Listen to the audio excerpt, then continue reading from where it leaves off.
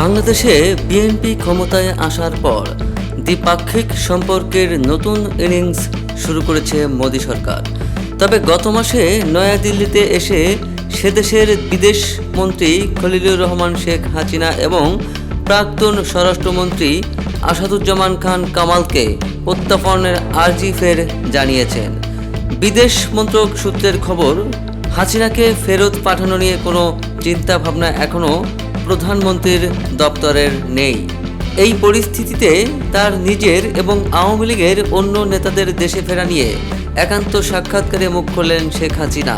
প্রসঙ্গত ৬ বছরের নির্বাসিত জীবন কাটিয়ে ১৯৮১ সালের ১৭ মে তিনি নিজ দেশে ফিরেছিলেন। তার ঠিক ৪৫ বছর পর ভারতে চলে আসা হাসিনার বক্তব্য, আমাকে ১৯ বার হত্যার চেষ্টা করা হয়েছে। ২০০৪ সালের ২১ আগস্ট গ্রেনেড হামলা করে আমার দলকে ধ্বংস করে দেওয়ার ষড়যন্ত্র হয়েছে, কিন্তু থামানো যায়নি। সৃষ্টিকর্তা যেহেতু বাঁচিয়ে রেখেছেন, আমি দ্রুতই বাংলাদেশের মাটিতে ফিরব। মাথা উঁচু করে দেশে গণতান্ত্রিক পরিবেশ ফেরানোর গর্ব নিয়েই ফিরব। কিন্তু আওয়ামী লীগের উপর নিষেধাজ্ঞা থাকলে কিভাবে প্রত্যাবর্তন সম্ভব?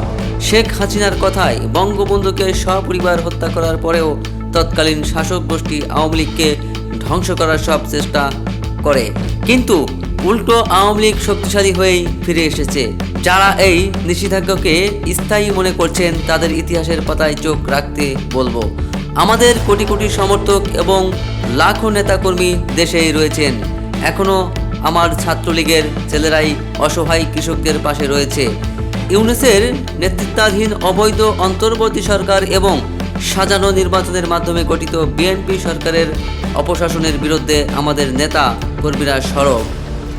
আওয়ামী লীগ মানুষের আবেগে রয়েছে, ফলে আমাদের ফিরে আসা অনিবার্য। শুধু কিছু সময়ের ব্যাপার, আরও সংগঠিত হয়ে শক্তিশালী হয়ে ফিরব। নীরবে তার প্রস্তুতি চলছে। কিন্তু এটা তো ঘটনা যে আওয়ামী লীগের বহু নেতাকর্মী এই মুহূর্তে দেশের বাইরে। কলকাতাতেও রয়েছেন দলের অনেক প্রাক্তন সাংসদ মন্ত্রী। হাসিনা বলছেন, কেউ স্বেচ্ছায় দেশ ত্যাগ করেননি। ভয়াবহ পরিস্থিতিতে অনেকেই প্রাণে বাঁচতে দেশ ত্যাগে বাধ্য হয়েছেন। ৬০০-র বেশি নেতাকর্মীকে নির্মমভাবে হত্যা করা হয়েছে। ১.৫ লাখ নেতাকর্মীকে মিথ্যা মামলায় গ্রেপ্তার করা হয়েছে। কারাবন্দীদের ন্যূনতম আইনি অধিকার দেওয়া হচ্ছে না। এই অবস্থায় যারা বাইরে রয়েছেন তারা বিশ্বের বিভিন্ন মানবাধিকার সংগঠনে বাংলাদেশের প্রকৃত পরিস্থিতি তুলে ধরছেন। সামাজিক মাধ্যমে সক্রিয় রয়েছেন। দেশে ন্যূনতম গণতান্ত্রিক পরিবেশ ও আইনের শাসন তৈরি হলেই তারা ফিরবেন। শত প্রতিকূলতার মধ্যেও যারা দলীয় কর্মসূচি পালন করছেন, দল তাদের সর্বোচ্চ মূল্যায়ন করবে। ভারতের সঙ্গে সম্পর্কের মূল্যায়ন কিভাবে করছেন শেখ হাসিনা?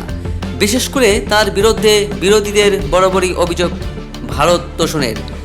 হাসিনার কথায়, আমাদের বিরোধী শক্তিরা সর্বদাই এ অভিযোগ করেছে আওয়ামী লীগ নাকি ভারতের কাছে দেশ বিক্রি করে দিয়েছে, দেশ বিরোধী চুক্তি করেছে। কিন্তু খেয়াল করে দেখুন, অন্তর্বর্তীকালীন সরকার অথবা বর্তমান বিএনপি সরকার এখনো পর্যন্ত একটিও দেশ বিরোধী চুক্তি সামনে হাজির করতে পারেনি। তাদের মিথ্যাচার প্রমাণিত হচ্ছে তার সংযোজন। ১৯৯৬ সালে ক্ষমতায় এসেই আমরা গঙ্গা পানি চুক্তি করেছিলাম। ২০১৪ সালে আন্তর্জাতিক আদালতে সমুদ্র সীমা সংক্রান্ত বিরোধ নিষ্পত্তির মাধ্যমে ভারতের থেকে প্রায় ২০,০০০ বর্গ কিলোমিটার সমুদ্র সীমা বাংলাদেশের মানচিত্রে যোগ করেছিলাম। ২০১৫ সালে স্থল সীমান্ত চুক্তির মাধ্যমে ছিটমহল সমস্যার স্থায়ী সমাধান করা গিয়েছে। ভারত বাংলাদেশ মৈত্রী পাইপলাইনটি এই জ্বালানি সংকটের সময় বাংলাদেশের লাইফ লাইন। এর মধ্যে কোনটা অন্য দেশের দাবিদারি বিএনপি বলুক। এটা ঘটনা যে বিদেশ নীতির ক্ষেত্রে আওয়ামী লীগ দেশের জনগণের স্বার্থকেই অগ্রাধিকার দিয়ে এসেছে।